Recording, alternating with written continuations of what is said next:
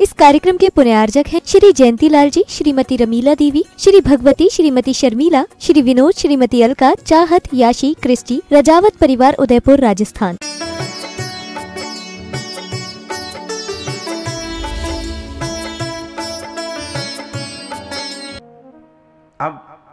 अब सासू माँ ने सोचा कि पूरा तो इसे नहीं खाने देंगे।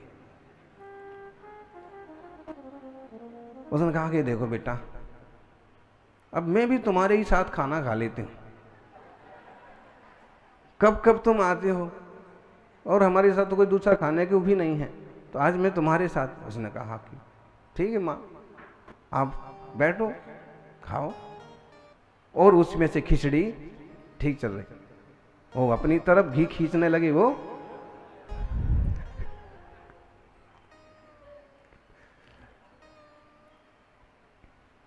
सासू माँ ने कहा तुम्हारा घर में कैसे चल रहा है, लड़की तो ठीक है ना? उसने कहा बिल्कुल ठीक है। सासू ने कहा कि मेरी लड़की तो बिल्कुल पहले से ऐसी एकदम सीधी है, और थाली में घी जैसा था, उधर से लाइन अपनी तरफ सीधी हो गई। जमाई ने देखा कि घी तो इधर गया।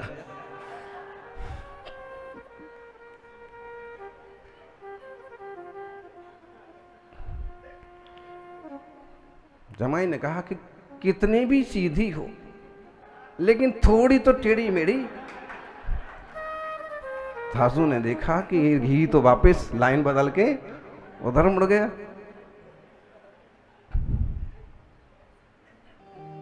सासू मैंने कहा कुछ भी है, आपका रिश्ता तो बराबर अच्छे से आप निभ रहा है, पता निभ तो रहा है, मेरी लड़की कुछ कहती तो नहीं है। थोड़ा और अपनी तरफ मुड़ा। उसने कहा देख रहा जमाई की बार बार अम्मा बात न कर करके और पूरी लाइन चेंज कर देती। लाइन चेंज होती है तो लाइफ चेंज हो जाती है।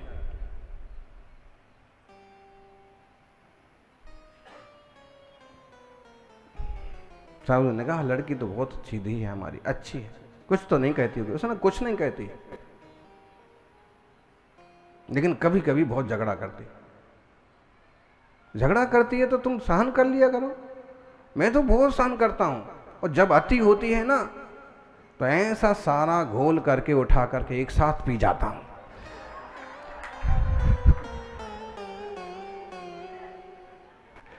उठाई थाली और सब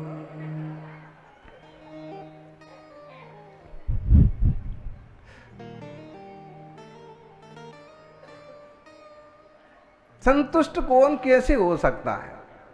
आशा तृष्णा लोभ लालच थोड़ा सा ठगने का इस टाइप का चलता रहता है, फिर भी व्यवहार में मिठास बनी रहे, उस बात का ध्यान रखना चाहिए।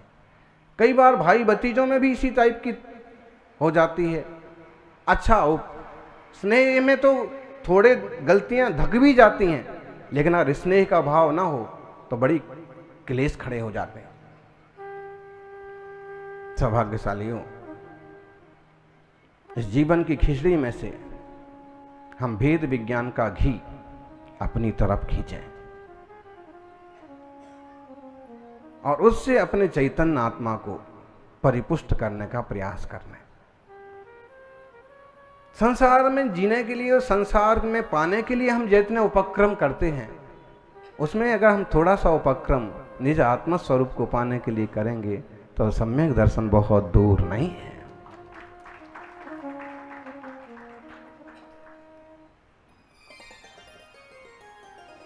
ज्ञानी ज्ञानमय भाव वाला ही होता है, और अज्ञानी अज्ञानमय भाव वाला होता है। ज्ञानमय एव भावा कुतो भवेद ज्ञानिनो न पुनरन्यः अज्ञानमया सर्वः कुतो अज्ञानिनो नान्यः। अमृतचंद्र देव ने एक प्रश्न किया कि बताइए, शिष्य ने एक प्रश्न किया कि बताइए ज्ञानी के भाव ज्ञानमय ही क्यों होते हैं, अज्ञानी के भाव अज्ञानमय ही क्यों होते हैं? नाटक समय सार का श्लोक छंद है।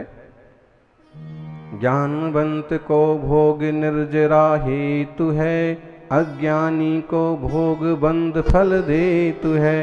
यह अचरज की बात ही ये नहीं आवहीं, पूछे को शिष्य गुरु समझावहीं। ज्ञानवंत को भोग, ज्ञानी अगर भोग भी करता है, ज्ञानी अगर संसार की क्रियाएं भी करता है, तो भी उसे वह निर्जरा का कारण है। इसको समझना, इस पर बहुत विसंवाद हो जाते हैं नहीं समझने से। भाई दृष्टि सुधर जाने से सृष्टि सुधर जाती है।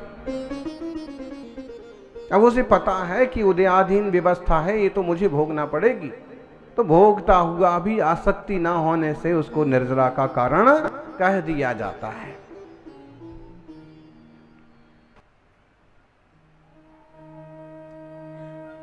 ज्ञानियों के ज्ञानमय भाव होते हैं। ये दो गाथाएं बड़ी सुंदर हैं। नाणमया भावादो 128 129 नंबर की गाथा। नाणमया भावादो नाणमोचे जाए दे भावो, जम्हा तम्हाणानिस्स सब्बे भावाहुडाणमया। नाणमया भावादो, ज्ञानमय भाव में से ज्ञानमय भाव ही पैदा होते हैं। इसलिए निश्चय से ज्ञानी के सारे भाव ज्ञानमय ही होते हैं। ज्ञानी के जो भाव हैं, अरे एक बार सम्यक दर्शन हो गया, सम्यक ज्ञान हो गया, तो जो विभ्रम था, पर पदार्थ को अपना मानने की जो बुद्धि थी वो खत्म हो गई। और अब उसकी जो व्यवहार की क्रियाएं भी होती है ना, उसमें भी ज्ञान का पुट रहता है। उसमें भी उसे ख्याल रहता है कि वस्तु व्यवस्था क्या है, मैं क्यों ऐसा बोल रहा हूँ, मैं क्यों ऐसा कर रहा हूँ, क्या उचित है और क्या अनुचित है। तो उसके कदाचित कासायक परिणाम भी होते दिखें, तो भी उसकी एक तरह की जागृति तो बनी ही रहती है। इसलिए ज्ञानी के भाव ज्ञानमय होते हैं और अज्ञानी के भाव कैसे होते हैं? अज्ञानमय। अन्नाणमया भावा अन्नाणोचे विजाए दे भावो, जम्मा तम्मा भावा अन्नाणमया अणानिस्सा। अज्ञानी के भाव कैसे होते हैं? बोलो, आप ज्ञानी हैं कि अज्ञानी? गणेश जी, ज्ञानी हैं आप कि अज्ञानी? पीछे वालों से पूछो। हाँ आप बताओ, चल पहले तो ऊपर वाले बताओ, ज्ञानी हैं कि अज्ञानी? अच्छा, और नीचे वाले? प्रदीप जी, ये देखिए अज्ञानी है। अब ये बात अलग हो सकती है कि हम उस तरह के तत्व को पकड़ पाए कि नहीं पकड़ पाए। अभी तक हमने अपने ज्ञान स्वभाव का निर्णय किया या नहीं किया, तत्व को समझा या नहीं समझा। गुरुदेव कहते हैं, हे भव्य, भव्य का मतलब होनहार, रत्नत्रय की योग्यता वाला जीव। सिंह को संबोधन करते हुए भी कहते हैं हे भव्य, और चक्रवर्ती को संबोधन करते हुए भी कहते हैं हे भव्य, होनहार। ऐसे ही मुनिराज कहते हैं, भो ज्ञानी, ज्ञान स्वभाव वाले हो तुम।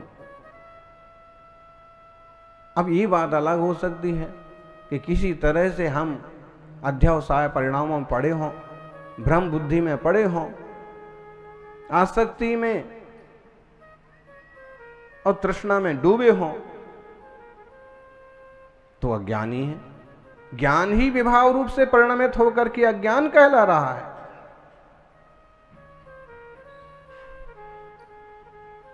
अंधेरा कब तक है? जब तक सूरज नहीं निकला। अज्ञान का अंधेरा तब मिट जाता है जब ज्ञान रूप सूरज उगता है। और खिड़की दरवाजे खोल दिए जाएं तो घर के भीतर का अंधेरा क्षण भर में गायब हो जाता है। अब ज्ञान रूपी सूरज उदित हो रहा है, हमें सिर्फ अपने मन के कपाट खोलने की जरूरत है। आत्मार्थियों,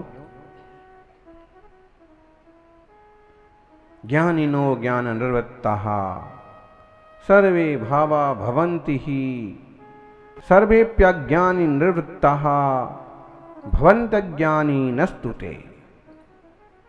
ज्ञानमयी भाव में से ज्ञानमय भाव ही पैदा होते हैं, इसलिए ज्ञानी के सर्व ही भाव ज्ञान से उत्पन्न होते हैं और अज्ञानी के सभी भाव अज्ञान से उत्पन्न होते हैं।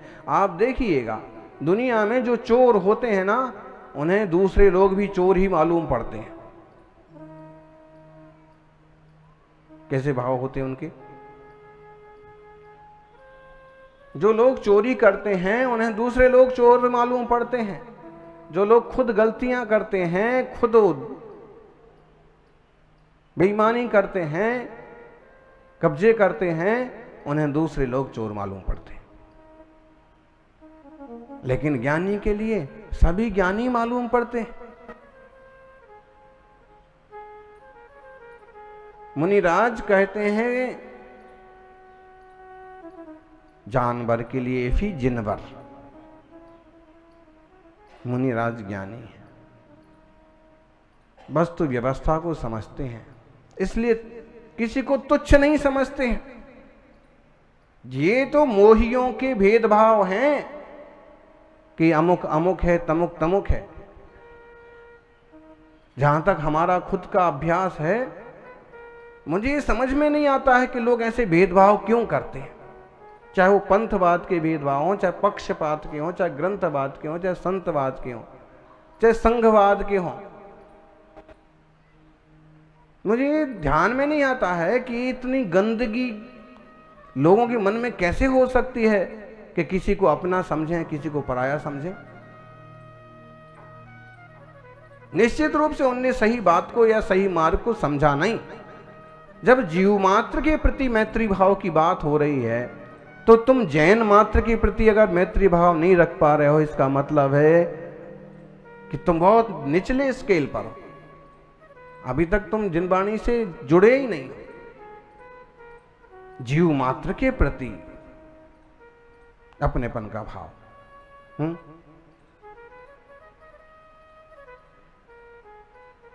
7 तारीख को जो गुजूनगर में कॉन्फ्रेंस हुई, उसमें कह रहे हैं ना कि जैन लोग जो होते हैं वो आदिवासियों को भेज देते हैं। अरे हमारा बस चले तो हम आदिवासी क्या, पूरे वासी क्या, सारे देश को गिरनार की यात्रा करा दें, लेकिन हमारा बस ही नहीं चलता है। हम लोगों ने किसी को जबरदस्ती बदलना सीखा ही नहीं है। बेईमानी करना, झूठे दस्तावेज बनाना, कब्जे करना, दबाना, इस टाइप की चीजें दिगंबर जैन समाज में कहीं नहीं है। हाँ, मंदिर में एक आध जगह हो सकता है कि उसी मंदिर के 2-4 पदाधिकारी आपस में गुत्थम गुत्था कर लें। उनके बस का भी नहीं है कि वो दूसरी जगह कुछ करें।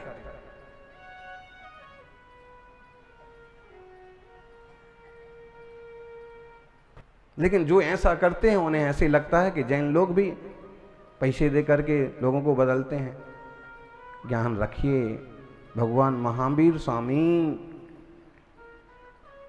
कहते हैं कि इंसान को भीतर से बदलना चाहिए और प्रत्येक जीव को ज्ञान स्वभावमय हो जाना चाहिए। प्रत्येक जीव भगवान आत्मा है और प्रत्येक आत्मा परमात्मा बन सकता है।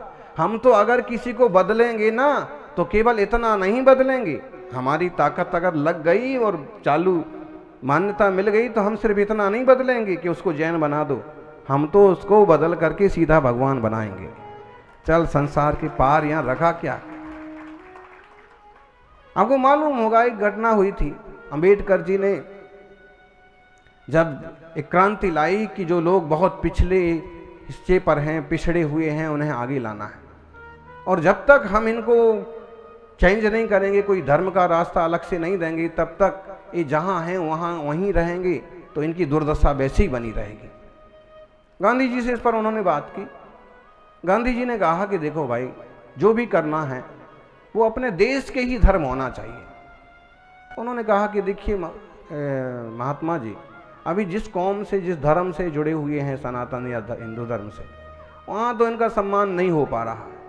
ऐसे में मैं इन्हें कोई दूसरे तरह से चेंज करूँगा। उन्होंने कहा कुछ भी करिए, लेकिन जो भारतीय हैं, आप बुद्ध में जाइए, आप जैन में जाइए। अंबेडकर को एक बात जची और उन्होंने कुछ उस जमाने के जैन साधु संत या वरिष्ठों से व्यक्तिगत तौर पर परामर्श किया। उनका मन था कि हम जैन लाइन में जाएं, लेकिन हमने जो तो कुछ थोड़ा सा उस संबंध में सुना, तो उस समय की जो मुखिया थे उन्होंने कहा कि देखिए, अगर आप जैन आना चाहते हैं और जो भी आना चाहते हैं, स्वागत हो सकता है, लेकिन सप्त व्यसन का त्याग अनिवार्य रूप से हो। मध्य मांस मधु का त्याग जो करे वही जैन कहला सकता है। तो फिर उन्हें ऐसे लगा कि यहाँ भी बहुत सारी मर्यादाएं हैं, यहाँ भी बहुत सारी बंधन हैं, और उसके बाद उन्होंने बुद्ध धर्म का रास्ता स्वीकार किया था। वो ढेरों लोगों को लेकर के, हजारों लोगों को लेकर के फिर धर्म परिवर्तन जो किया था, दीक्षा जो ली थी, नागपुर में जो प्रसंग बना था, इसके बाद बना था। तो हम तो लोगों को ये भी कह सकते हैं कि भाई यहाँ किसी को लाना बहुत कठिन है। यहाँ सिर्फ ये नहीं है कि वो किसी तरह का लोभ लालच देकर के जैन बनाओ। सबसे पहले तो व्यवहारिक रूप से ही उसे मद्य मांस मधु का, 7 व्यसन का त्याग करना पड़ेगा, झूठ चोरी का त्याग करना पड़ेगा, शिकार का त्याग करना पड़ेगा। अब इतना कौन करे, और इतना कोई नहीं करता है, तो कहाँ वो जैन बन पाएगा। यहाँ तो जैनी ही जैन बनने में वही बहुत बड़ी बात है।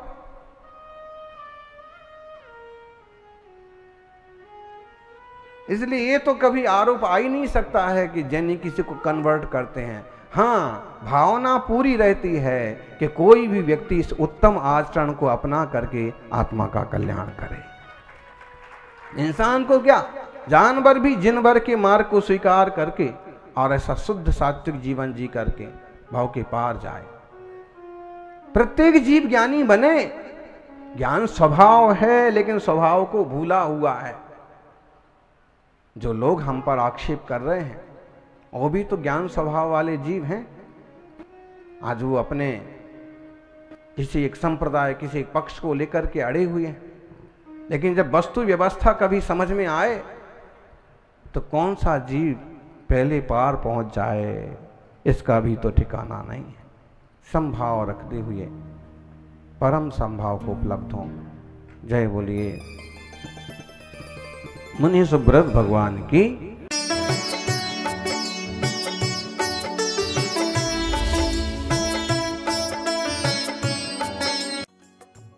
इस कार्यक्रम के पुण्यार्जक थे श्री जयंतीलाल जी, श्रीमती रमीला देवी, श्री भगवती, श्रीमती शर्मिला, श्री विनोद, श्रीमती अलका, चाहत, याशी, क्रिस्टी, रजावत परिवार, उदयपुर, राजस्थान। परम पूज्य संत